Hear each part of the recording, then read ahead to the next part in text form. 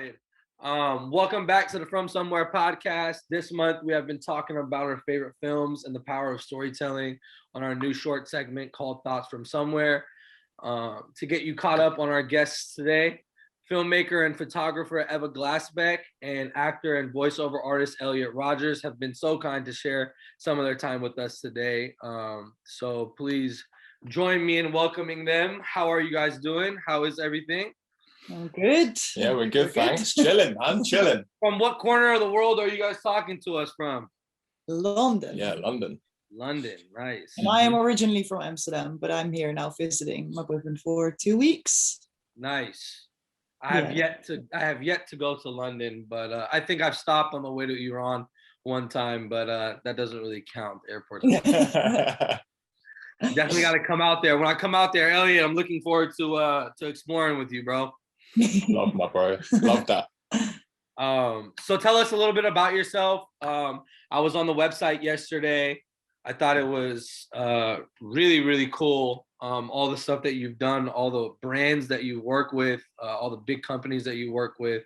But just please, both of you, tell us a little bit about yourselves. I just wanted to get the audience acquainted to who you guys are.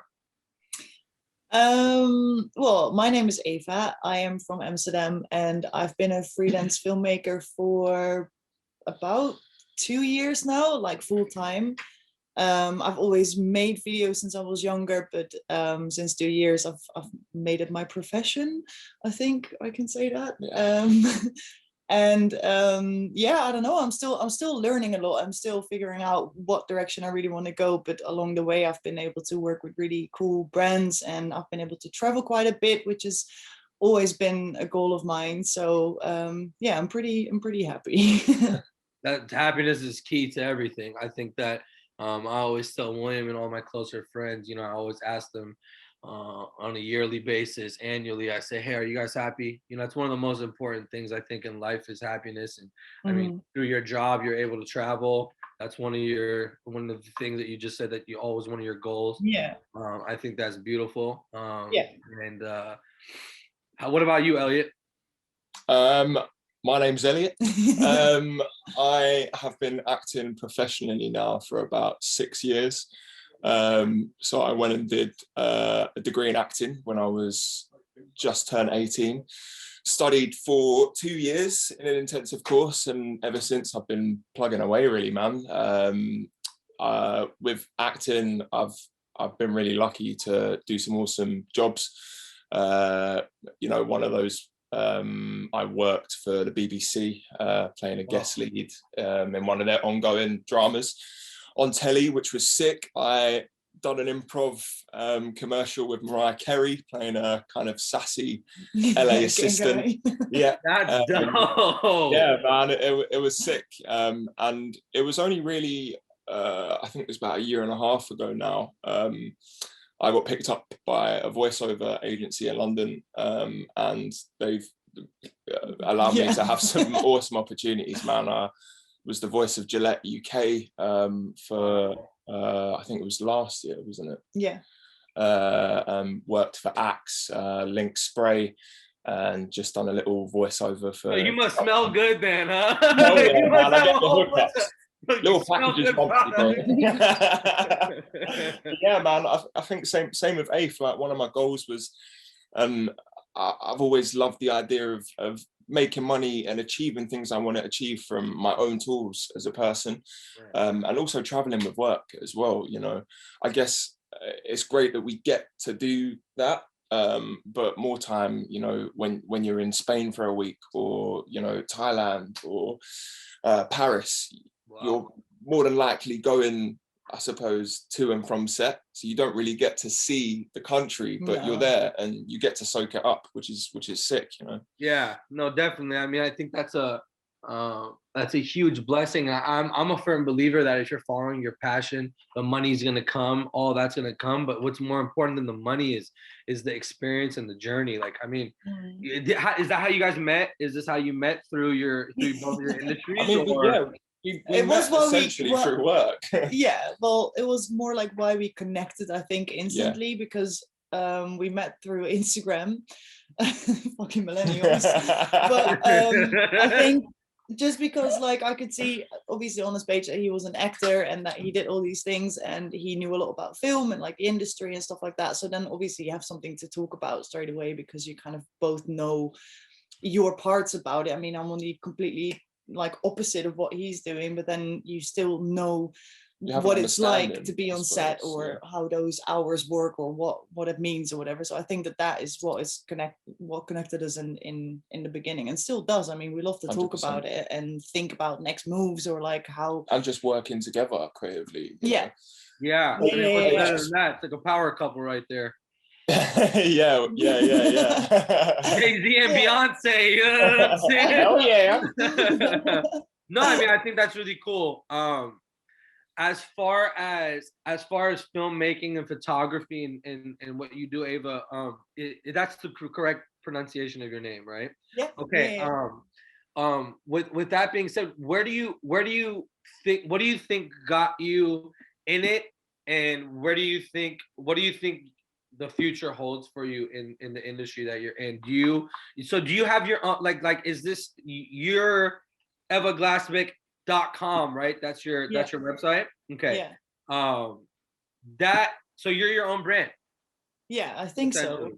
Yeah. I don't like right now I'm not still like I've just entered a kind of like a what's that called? Like a crossroad again, because like obviously my first goal was to, after I graduate, I want to be able to make a living from what I do, because I don't want to do other jobs. I want to do this filmmaking, whatever that was about back then, or like 2 years or 3 years ago. I had no clue how I could make that my full-time job, but somehow it worked. And I just wanted to do a little bit of everything. I wanted to just I don't know, make real estate videos to wedding videos to brand videos, and then along the way I kind of found out that fashion is something that I really like, because you get to be creative and it can visually be very like artistic and strong, and there can be like a storytelling inside of a campaign or a fashion commercial, whatever.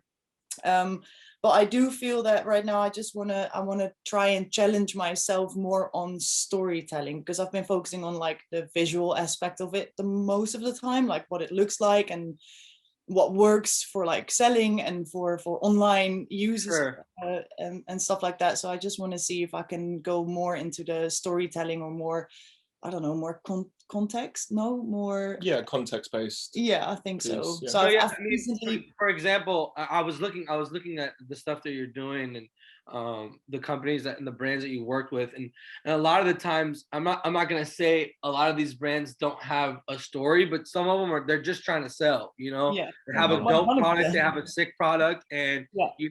then they're just trying to sell. Like for instance, my I have my own clothing line. And Okay. the biggest part, and definitely I'm going to talk after this, after the podcast, we're going to talk about something, but it's all about the story for my clothing line. It's all about, what the meaning is and what the mission is behind the brand.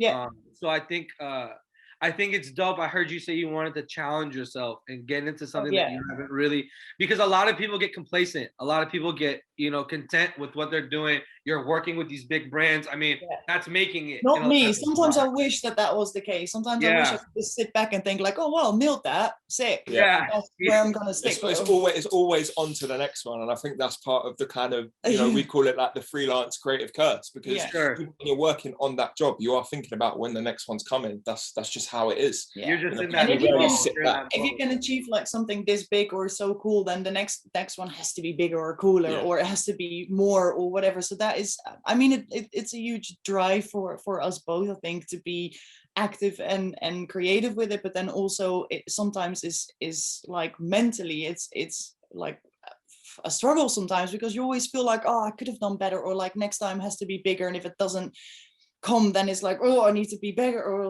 like it's kind of a struggle in it sometimes. But I do believe that will make us go further and grow as creatives as well. So I have a question for you. Backlash, the short film that you did. I mean, first of all, I haven't been able to watch it yet. William has told me about it. tell us a little bit about it, the background of it. I know, but I want everyone else to know. So I mean, it's very cool what you Yeah, did with that, and what I've heard about it is that's the challenging part that you're talking about, the storytelling part. yeah, I mean, you've already 100%. kind of nailed it in that sense, you know, and you can keep going, but please let them know about Backlash. Yeah, Backlash was like, in terms of me being like a filmmaker or wanting to be a filmmaker, I wanted to challenge myself in that sense and try a different style. Or not necessarily different, because if I look back at the videos I started out with, they are very similar to the style I used in Backlash. So it's more like grimy, more urban, more dark, and the rest of my commercial work I make is very happy and colorful and smiley faces and stuff like that. I mean, for the purpose, it's good, but then I like it to be a little bit more dark personally. So Backlash in terms of style has become a lot darker and a bit gritty in that sense. And the subject of Backlash is basically what I just said, like you always want more, which is good and bad. It's a blessing and a curse, like you said as well. Like it just makes you sometimes, I don't know, it's like the inner critic, the voice in your head that tells you like, is this good enough? Should it be better? What if people don't like this? What if people don't like me or whatever? So it's a artistic visualization of that inner critic. That's how I would describe it best.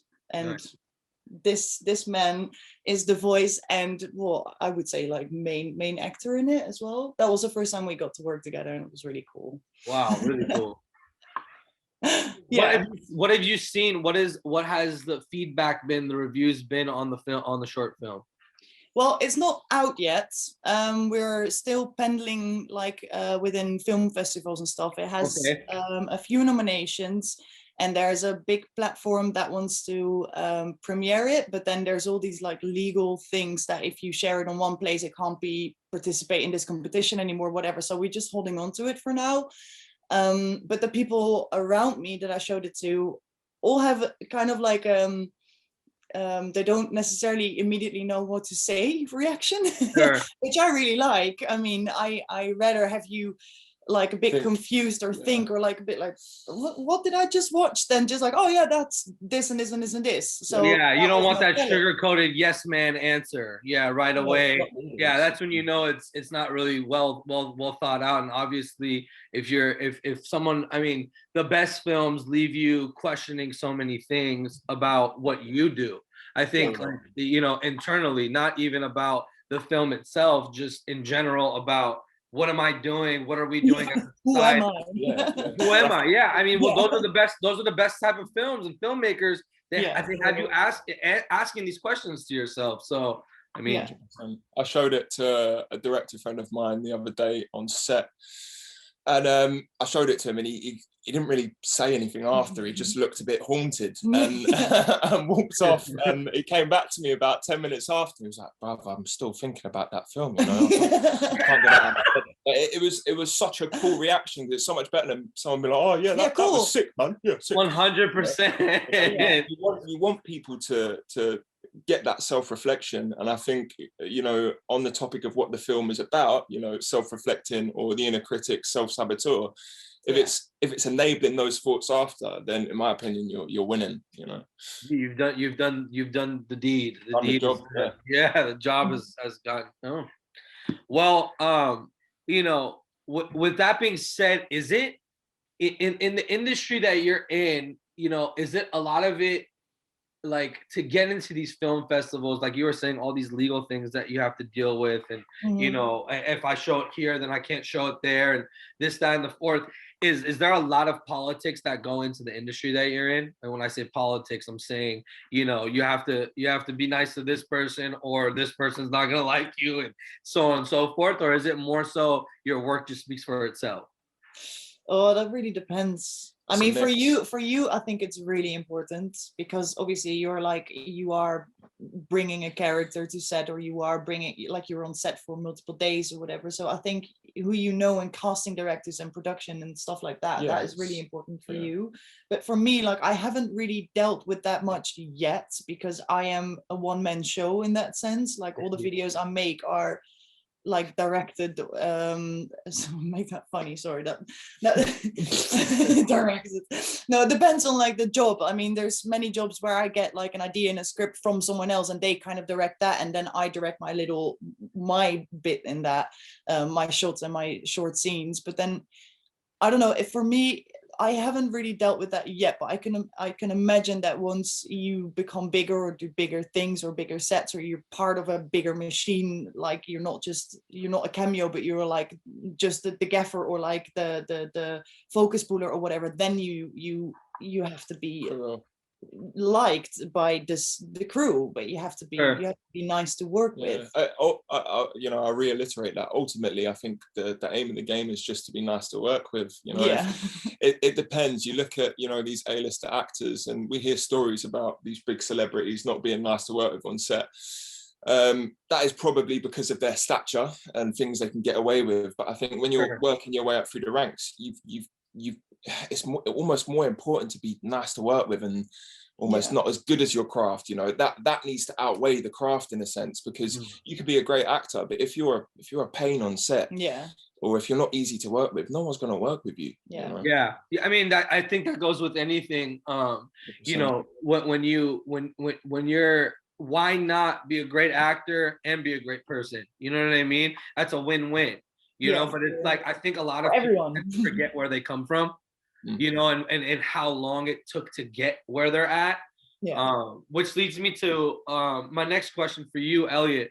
How is it for you to how are you able to take on all these different characters, doing all these different voiceovers? I mean, that's a talent all on its own, but being able to just jump back and forth into these roles, how is it for you? How are you able to do that? How long have you been doing this for? I mean, in all honesty, I think in order to be a good actor, I think you need to have an idea of yourself as well. The way I describe it is to Afe, I've said before, the way I see it is almost like you've got a DJ deck and you've got your little switches. And, you look at yourself and you can say, I'm normally this happy, I'm normally this sad, I'm normally this angry. And you can kind of gauge what levels they're on.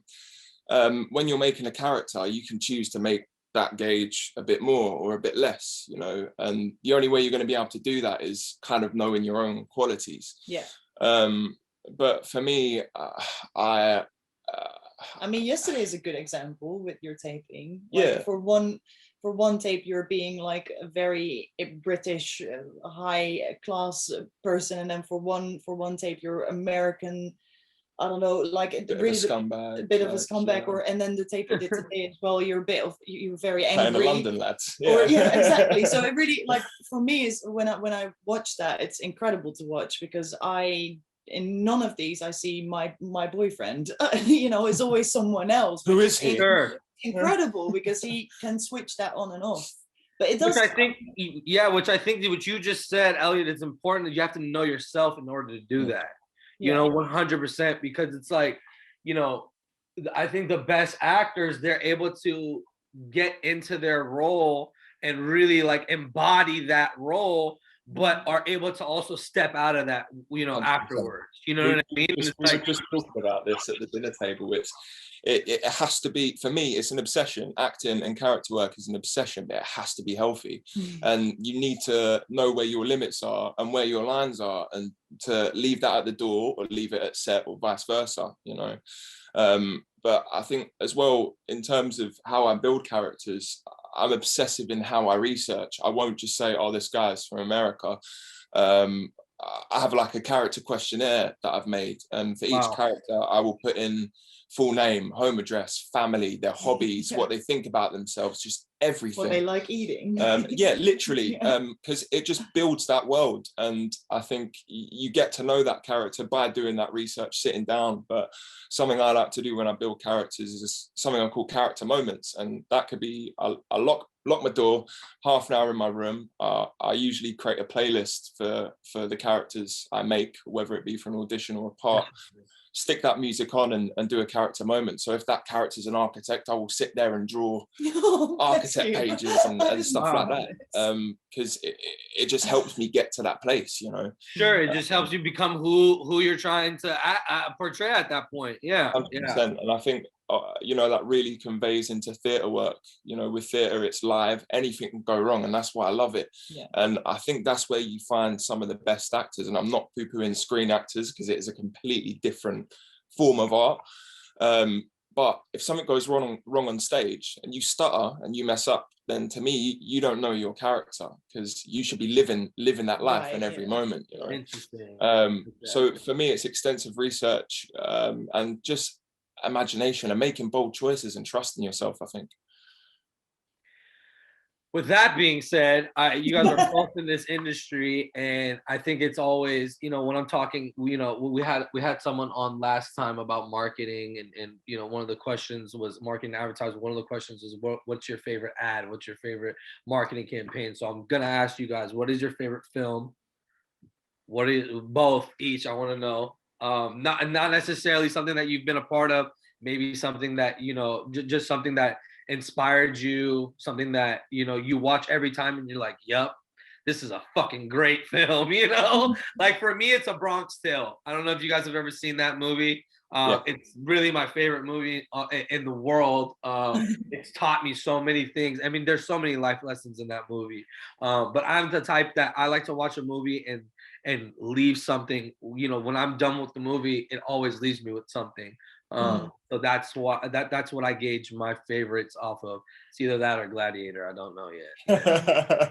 I keep going back and forth with it, but yeah, I want to know what would be, you know, the films or film that inspired you or is your favorite film. Yeah, I mean, for me, there's one that essentially started me off in acting, and that was Kidulthood by Noel Clarke. Yeah, I think that came out when I was 15 years old, and it was basically about hood culture, London boys. And I was kind of always under the impression that you had to be of a certain background, you know, to be part of that industry. And watching that film, I was like, okay, right, I have permission, I'm allowed to do this. And that spurred me off to go to drama school. But I think in terms of one of my favorite films in this day and time has to be Joker with Joaquin Phoenix.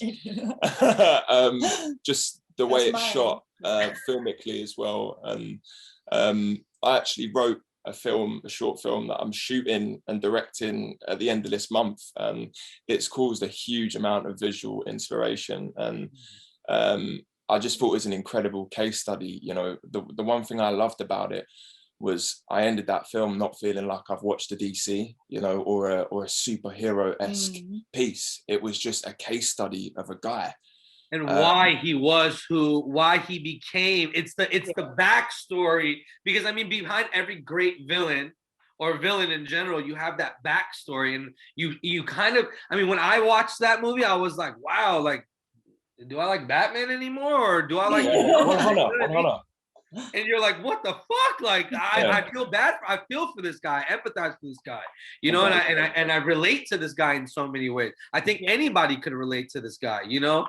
And it was so sad, and so he captured, you know, what a lot of people go through.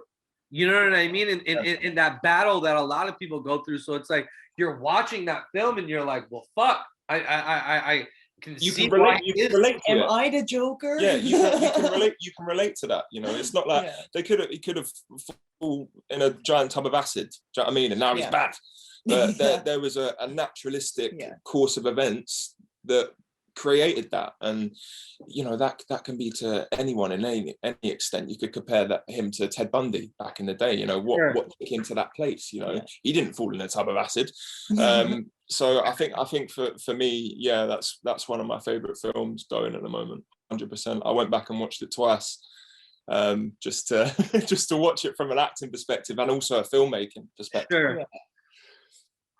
Yeah, but mine as well. So Okay, that was easy enough.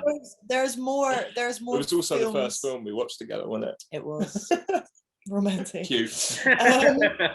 No, I think like one of the, I mean, obviously like the story, the character build and everything is incredible. But what really caught my eye was the grading in Joker and how that empathize like the whole emotional side of it, and like the just the character build of everything, just it's It was just perfect. right. It was perfect, like the man. green tones and the blue tones and the subtle like orange tones and stuff like that. It just works, and I'm a really keen on grading. I've so much more to learn of grading. Grading is a whole other profession, and I'm gonna do a course on that because it makes or breaks. Makes and breaks. Yeah, I was about to say, it must make a world of a difference in the film, the coloring and what's going on in the back. Yeah, I mean, it really can do a lot. And then like my other film, and that is also for that similar reason, is Her, also with Joaquin Phoenix. Yeah.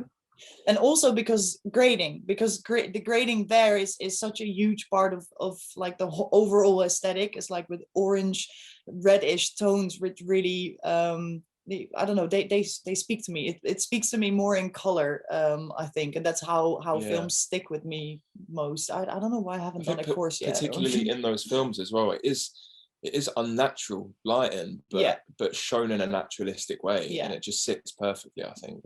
And it's used in all the right places. I don't know. I love every, like, doesn't matter where you pause the Joker, every image itself is like a painting. Yes. Like the lighting and the colors and stuff like that. And that's something that I really like, besides the fact that it's a fucking great story and film itself. But grading is a huge thing for me, and that speaks out to me in that film as well. And there's loads of like campaigns I really, really fucking like, and they also always have a bit of like grading that speaks out as well. So they are a huge inspiration. Yeah, your editor makes or breaks. That's it. Well, I think another thing that I wanted to touch on before this ends, and I'm having such a great conversation. You guys are very easy to talk to, so I want to thank you. But I wanted to talk to you about Eva about I think because another thing that really makes or breaks a film, especially a documentary like you did with your mom. Yeah. You know, like my mom also had that same surgery.